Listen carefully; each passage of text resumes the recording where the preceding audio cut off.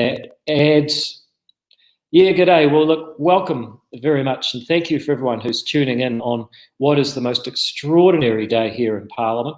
It's Budget Day. It's the day that the budget basically announces how much it intends to spend next year, but also with a 4-year forecast. So some of the initiatives for spending that is spread over quite a long period of time.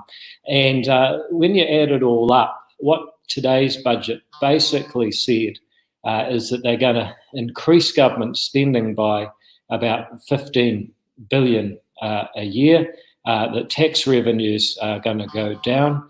And when you add it all up over 4 years, each year being a deficit year where they spend more than they take in taxes, total borrowing is going to be about $140 billion a year. Now, it's actually really, over 4 years. So $140 billion is quite a difficult amount of money to really get your head around.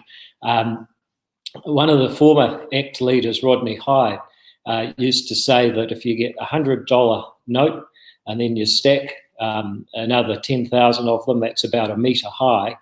So it's $1 million a metre.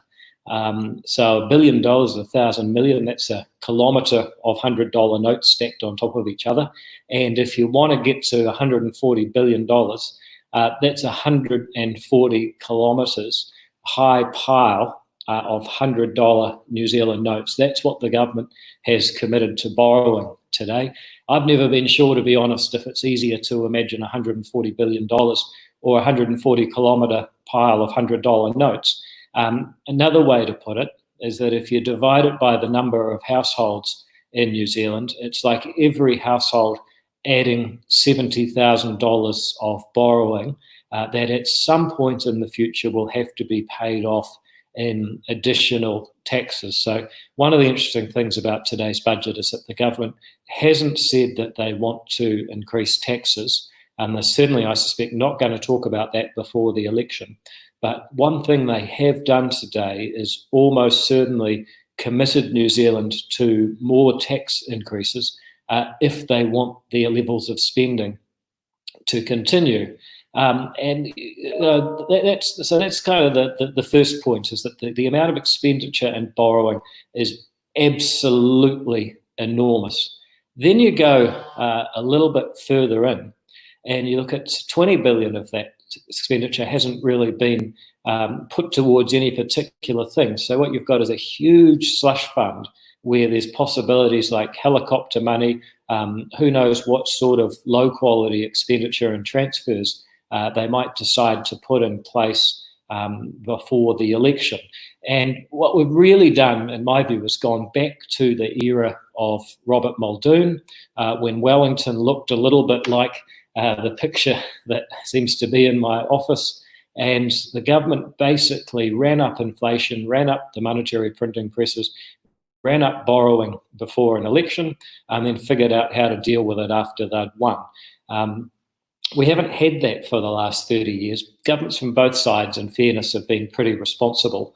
But now we seem to be returning under the cover of this crisis to a world where the New Zealand government basically sees opportunities to spend, borrow, and hope to get votes. So when they talk about jobs, jobs, jobs, I think what they really mean is that this budget is about the jobs of Jacinda Ardern, Winston Peters, and the Greens. And that is a terrible regression for our country.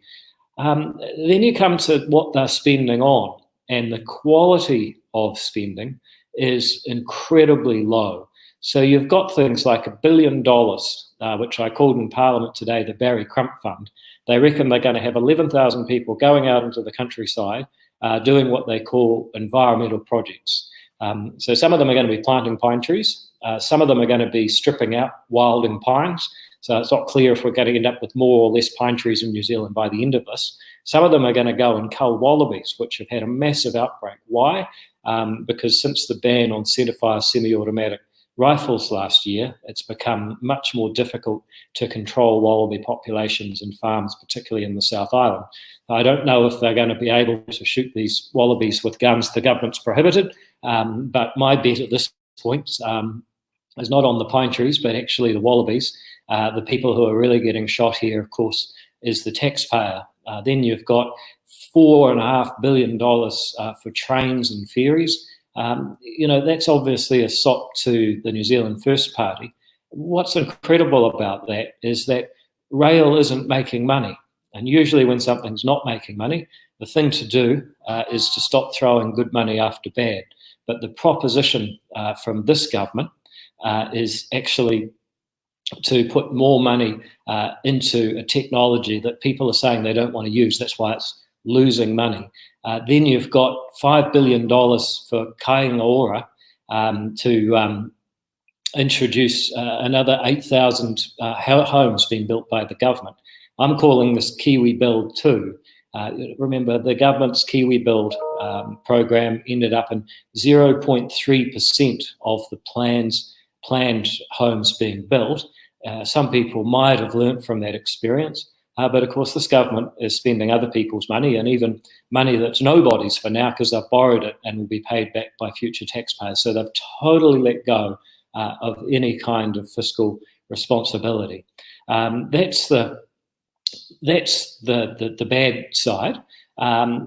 What I noticed, though, is the things that are not in the budget, because there was actually an opportunity to do some much better stuff here. So if you've seen ACT's alternative budget, there was a big initiative to start investing in better public health, have the world's smartest borders so that people can come in and out of New Zealand safe from viruses as soon as possible, and money can come in and out so that industries such as tourism and export education can get going, but the virus can't come into New Zealand. I was astonished that this government in its budget had no real impact or no real priority on public health. And that's a shocker, because one of the reasons we're in this situation right now is because the government did such a poor job of managing COVID-19. What do I mean by that? Surely it's all gone. They did a good job, right? Well, they did a job that was effective, but it was also incredibly blunt and expensive. It required people to, as they said, unite, stay home, save lives. And in the meantime, the economy got absolutely smashed. Businesses going into liquidation, businesses restructuring and laying off workers. If we hadn't had such a poor public health response, we could have done better. So in ACT's alternative budget, what we said is we should be like Taiwan. Taiwan's 23 million people, 100 k's off the coast of China. They had 6 deaths, 400 cases, and no lockdown. Why? Because they have the best technology, the smartest public health approach, smart borders, all the things that an island nation like New Zealand should have, and yet that's not in this budget. It was an ex-alternative budget. I just assumed it wouldn't go anywhere because the government would copy it and people say, who needs yours if they're doing the same thing? But actually, it wasn't front and centre, or actually in any prominent part of this budget. It may be there where we can't find it, but they're not focused on upgrading public health when poor public health is the thing that has cost us the most.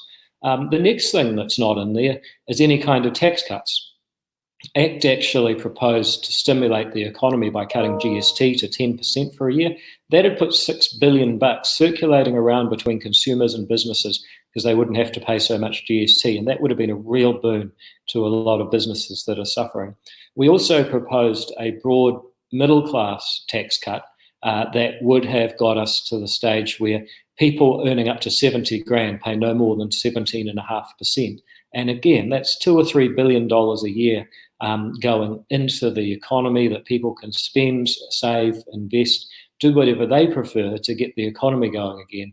But there's no tax cuts in the government's budget, only in ACT's. The next thing that they've done, which is really nuts, is they're actually shutting down foreign investment. And some people say that's great, we don't want to sell our stuff to other people. Well, first of all, that's a mistake, because it's not our stuff, it's individual property owners who might want to, say, sell shares in a business to get investment capital so they can keep their workers on or even grow. They've just introduced legislation after the budget as part of their whole package that's going to make it much harder for businesses to get investment from foreigners. The crazy thing about that is the government's 140 billion is mostly going to be borrowed from offshore. So the government's taking foreign capital, but private businesses can't. And that very much reflects the spirit of this budget, which is all about the government trying to direct the economy from Wellington. And so you've got the same people that gave us Kiwi Build now applying their building skills to rebuilding the economy. A better name for this budget would have been borrowing together. They're calling it rebuilding together. And if Kiwi Build taught us anything, it's that this government shouldn't be trying to build anything. The other things that we propose, RMA reform. You know, the government's discovered that the Resource Management Act makes it hard to get anything done. The private sector's known this for years. The government came along and it decided that because it wanted to get some of its own projects done, it would pass a law saying the RMA doesn't apply to them. And this is, again, the insanity of everything being so government-centred and no regard for the private sector. So the private sector gets no relief from the burden of the RMA. The government just legislates its own projects through. ACT's alternative budget would have replaced the Resource Management Act with a much more intelligent Urban Development Act, which is one of the things that came out of the Productivity Commission, better urban planning. So these are the kinds of initiatives they could have taken.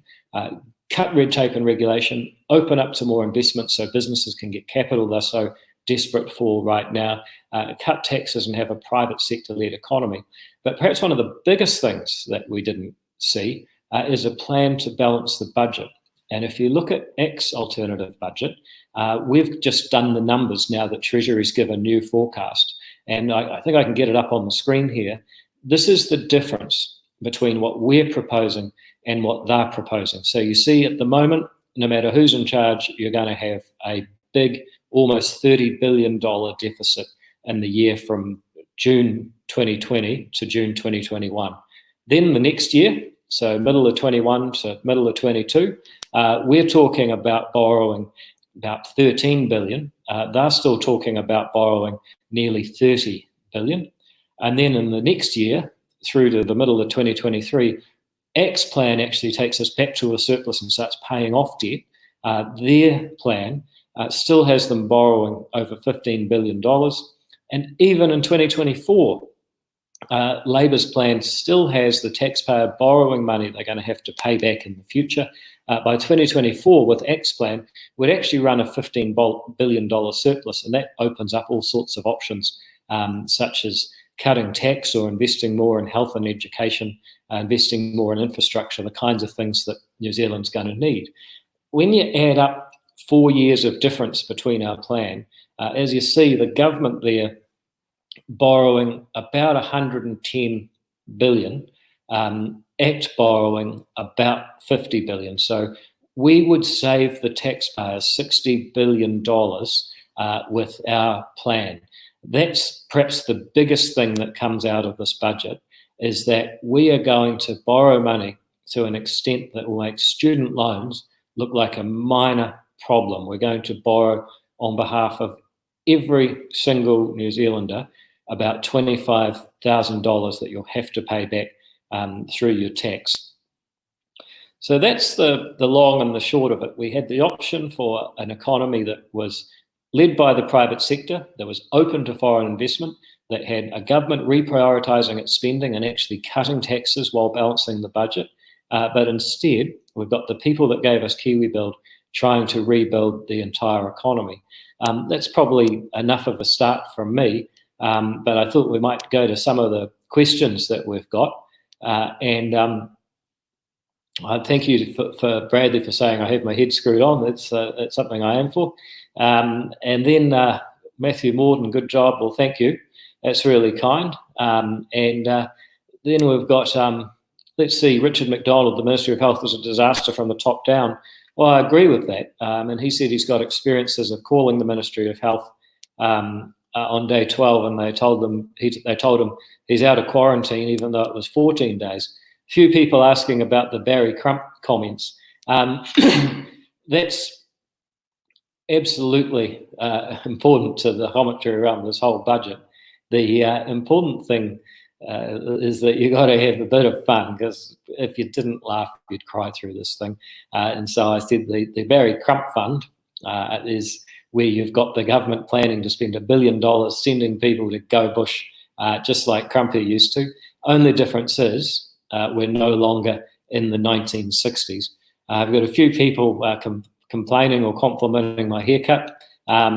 Look, I take it all in my stride. I'm more worried about the haircut that taxpayers are being given by this budget than any recent tax cuts I might have had. Let me just look through some of these questions here. What have we got? It says, Satine says that 1.1 billion is a lot of 1080. We also had a question there about the best and worst spending allocations. Look, I think the continuation of the wage subsidy in a limited capacity does make sense. It's about $3 billion one-off. That would make any budget, including ours, cost a bit more than them. But the fact is that they've done something that is going to allow businesses that have had more than a 50% drop in revenue since the same month last year, give them another 8 weeks of the wage subsidy. And for the businesses that continue to be affected by the crisis, particularly tourism events, that's going to be quite helpful for those businesses. I think probably the worst spending allocation is probably tourism. And that's not because I don't think tourism is something that needs support. It certainly does. Obviously, closing the borders is really bad news for tourism, and having a restriction on internal travel hasn't helped much either. What's interesting is that the press release for the $400 million, it's so short, it's almost $1 million a letter. And it's not surprising, because Calvin Davis, the Minister of Tourism, is somebody who has basically come to the select committee this week, and when asked what tourism is, he says it's hard to define. I'm not making this up. You've actually got a Minister of Tourism who says he can't define tourism, which is a real shame. Andy Earl, who's your candidate for Western Bay, David? Look, we're definitely going to have a candidate in the Bay electorate there. I can't tell you who it is right now, but what I do know is that we've just approved 53 candidates. So just about every one of the 65 electorates have an ACT candidate at this point, and we just need a few more. Richard Wells says, you've commented that the ACT budget is costed. How do you go about figuring out these projections? Knowing it was thorough, do you believe the government has been robust in its approach to costing this out and coming up with robust projections? Well, first of all, thank you. And yes, basically, I do think the Treasury are a good institution when it comes to forecasting and doing the basic accounting and nuts and bolts. Although there's a couple of interesting things in their projections. One is that they're projecting that by April Fool's Day next year, there will be no further COVID restrictions. So they're basically going long on the idea that this thing will be over in just under 11 months. That's one of the key assumptions that they're relying upon, even when you don't have any commitment to doing anything to upgrade the border or public health, which I think is a real problem. The next thing I'd say is that they're basically predicting that after the restrictions lift, the economy is going to rebound and grow 8.6%. Well, the New Zealand economy hasn't grown 8.6% probably since the 1880s. It simply hasn't had that sort of growth that not many Western economies do. So there's some pretty heroic assumptions, but the Treasury usually does get things about right, and our assumptions are based on using their figures. We've got some really good people working on it, and then adjusting the amounts of spending and tax that we have so that we provide figures that are fully costed. I've got Carl Cook there saying, what can people do to help out ACT? Well, that's a great question. Look, one thing that everyone that's been in a campaign knows is there's never enough money, never enough time, and never enough volunteers. And we're grateful for people that go to our website, sign up for $20 for 3 years, you can become a member. And that's the first step to being able to volunteer, come to events, help out. And you come to events if you're not a member. But if you are, then that kind of gets you involved in a more solid way. So if you're interested in helping ACT, please go to our website, it's act.org.nz, click the button that says join, $20 for 3 years, it's a bargain, and then you get all our updates, you get invited to help out with the campaign, and that's really handy. So I think that's just coming up on the screen there now. Ruben York says, nice, would you give small businesses more help? Didn't see much in their budget. Reduction of company tax going forward would take the strain off. That money would help keep staff employed and companies from having to borrow as much. A lot of business owners are going to borrow against their homes to get capital, so risky in the current situation. So just a couple of things about that. ACT's strategy is to cut taxes, to cut GST for a year, and to cut the middle income tax that most workers pay. So that gives some relief to small businesses. We also support the immediate wage subsidy that's been put in place. So that's a couple of things that would help. But you're absolutely right. The stuff that's been done for small business is very minor. They're saying we're going to put $10 million into helping businesses with digital stuff. I guarantee you by the time you get a government department trying to help businesses to use anything in IT, all the money will be used up, and SMEs, which are really fast, are going to have, and fleet-footed, will have already moved on. Most of the stuff that they've suggested for small business is really weak, but what I'd prefer is to get rid of red tape, make it easier to hire people with a 12-month trial period so you can take a risk as you're not sure where your business is going to go. Those are the kinds of things that I think would help small business. And unfortunately, there's just not very much of a focus on a private sector-led recovery with private sector creating jobs. There's a lot of focus. Remember, 10 million is a lot of money, but the literally billions that they're spending in a bunch of other areas is a lot more money. So, Ruben, if you're running an SME, I feel for you. I hope that you're able to trade your way out of this, but it has been a very tough time. What have we got? Tyler Ortman says, the Labor budget's no credibility. They promised Kiwi Build failed, and they said they built 8,000 houses. Like Rail failed, put $1 billion into rail. They said they planted 1 billion trees, failed. Now they spent $1 billion on green jobs. Look, I think this is a really important theme. So for the last 8 weeks or almost 3 months now, there's only been one subject in New Zealand politics. It's how to deal with this crisis. But it is worth bearing in mind what their form is. That this is a government, as you say, that has been responsible for a whole series of policy initiatives that really could be best described as marketing-led. They certainly didn't deliver in the way that you would hope you'd get results. So, look, that's something that people just have to weigh up. It's not a good idea to try and plan an economy from government, and I think it's especially a bad idea for a government that gave us Kiwi Build, for example, to do that. David Brown says he voted ACT about 12 years ago, haven't done much for you since.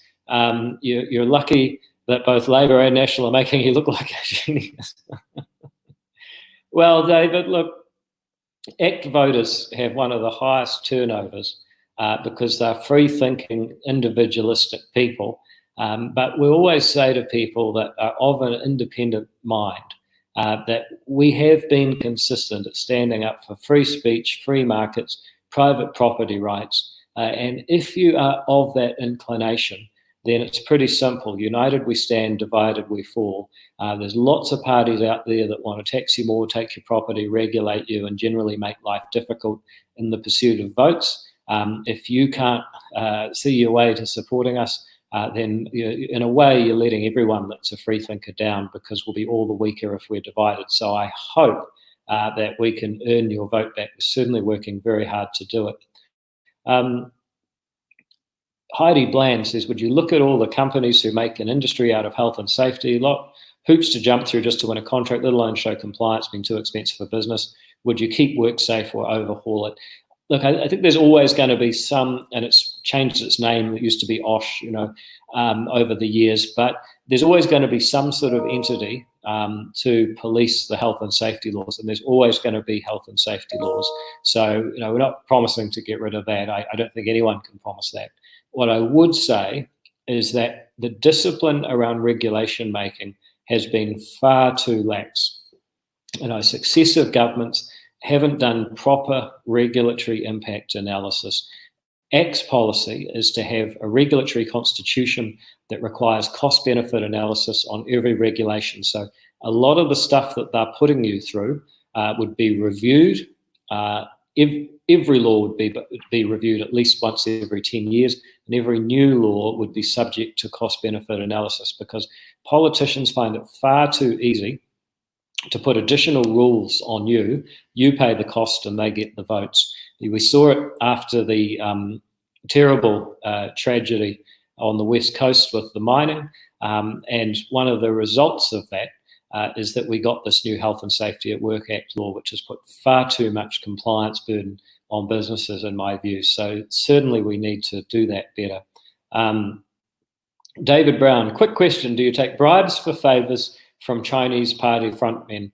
Yes, of course. We're just waiting for someone to answer so I could tell you all. No, we don't. Look, ACT has been pretty consistent at being critical of the CCP. So if you look at last year when you had the CCP threatening New Zealand universities for commemorating Tiananmen Square, when you had students on campus being intimidated for protesting pro-Hong Kong, it was ACT that was actually standing up to that. So I think we've got a pretty good track record on that.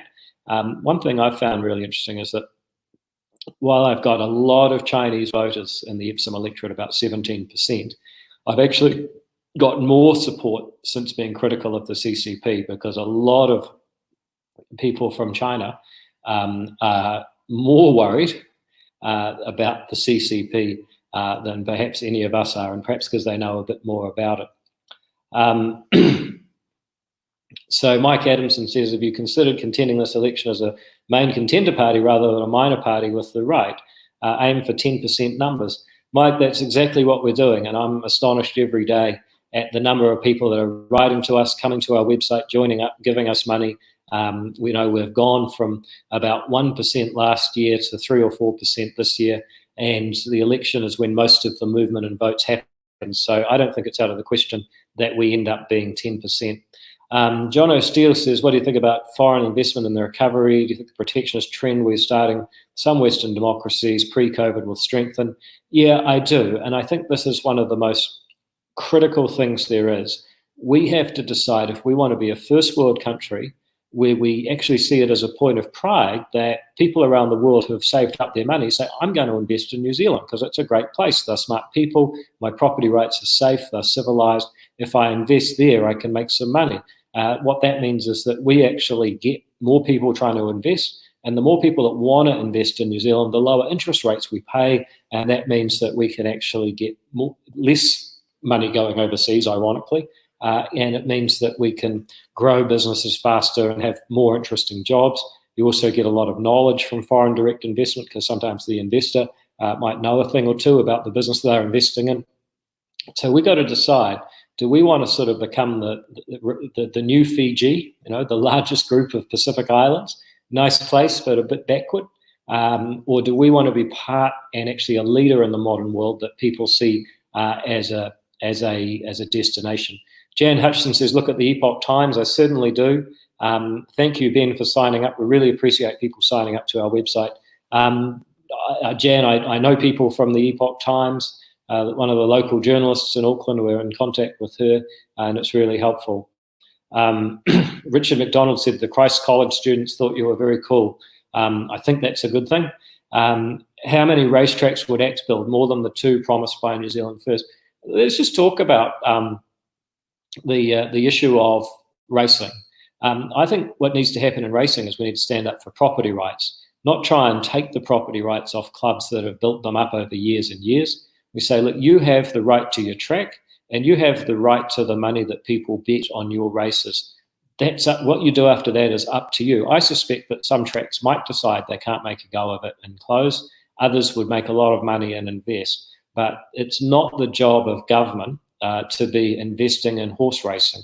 The All Blacks managed to get 1 million people watching. The rugby union manages 200,000 players, and they're not constantly going cap in hand to the government to get involved. And that's always been my view. What do we have there? Dave Blackwell says, Would you work with the new Conservatives in government? No, because they'd have to be in Parliament to be in government. And realistically, they're passionate people, but political history is littered with people with lots of money, with big personalities who are good at getting on the 6 o'clock news and are not in Parliament. Think about your Gareth Morgans, your Kim Dotcoms, even Colin Craig himself. These guys don't have the money or the personalities. There's no scenario where they're going to get up. And so we don't really think about them very much. But I think it's worth just pointing out the reality that nobody else from their positions actually made Parliament, and they're actually in a weaker position than other people who've tried and failed. Jeremy Silcox says, didn't see any money for Speedway in the budget. Well, frankly, I don't think that's something that government should invest in. Government should take less of your money and let you decide what you want to invest in. Will KiwiSaver be safe? Yeah, look, I think the only threat to KiwiSaver is that we have monetary policy where the Reserve Bank's now offering to print about $60 billion. And you see what happened when they announced that yesterday. They haven't done it yet. But the Kiwi dollar dropped a cent against the US immediately. Like 2 o'clock, it just fell off a cliff when the Reserve Bank put that press release out. So the real danger to people's savings and investments is that if the Reserve Bank prints a whole lot of money, what you're going to find is that your Kiwi dollar investments will be worth less in global markets. And that means, not just when you go on a holiday, but when you buy foreign goods, you're going to pay more. And even when you buy New Zealand goods, because, you buy a steak with New Zealand dollars, if the New Zealand dollar's weak and the farmer could sell it to the Japanese and the yen is strong, you're going to have to pay more dollars in New Zealand to compete with that Japanese buyer for the same steak. So the government reducing destroying the currency by printing money can actually do a lot of damage to your investments and to your purchasing power. Then what's Mike Adamson saying? Yep, if you want to be a 10% party, you need to show the numbers. Absolutely, mate, and that's what we're seeing. This budget is like a drunk man throwing toilet paper at a dartboard. I think that's a disservice to drunk men all over the place. Can you confirm if Bill Gates' money has influenced government? No, I doubt it, but who knows? And we're going to take one more question. High-skilled immigration is very important for New Zealand competitiveness and economic growth. When will this recommence, ideally? Well, look, I agree with that. People say that immigration takes away jobs. That's not true. You just have to think about it. When Kupe got here, there were no jobs. Since then, you've had millions of people move to New Zealand. And now we've got millions of jobs. So it seems like, to me, like immigration creates jobs. And you see how that happens. Getting skilled people and to work in a business means that businesses can do more creative stuff, and that means they get bigger, they have better products to sell, and they employ more people. So it's not a win-lose thing. Getting skilled immigration into New Zealand actually grows the size of the economy. They work, they earn, they spend, they make businesses more sophisticated by bringing their skills. So, we should want skilled immigration. It's important to being an open society. The next thing I'd say is, when does it recommence? Well, obviously we've got to get on top of the public health issue. So that's why ACT says that investing in having the world's smartest borders should be a priority. It was in our alternative budget. It wasn't in the government's budget. And then secondly, you've got to get the politics right. So if you've got a government that is going to be, closing off to the world, it's going to be a whole lot harder. And that's why we're campaigning for openness, to actually embrace being part of the world, to stand proudly in the world economy and be pleased when people want to trade with us and invest in us and come here, rather than this kind of hold it all out attitude that you're hearing.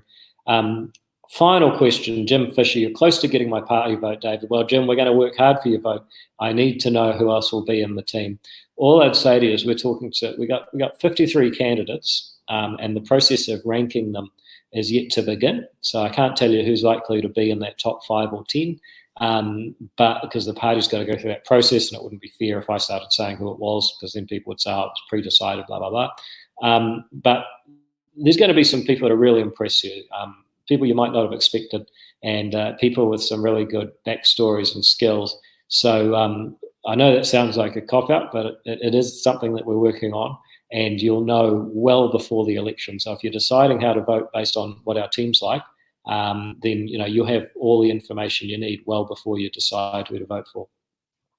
So that's more than long enough. I really appreciate everyone watching. Looks like we've got a great crowd here, and I really appreciate your time.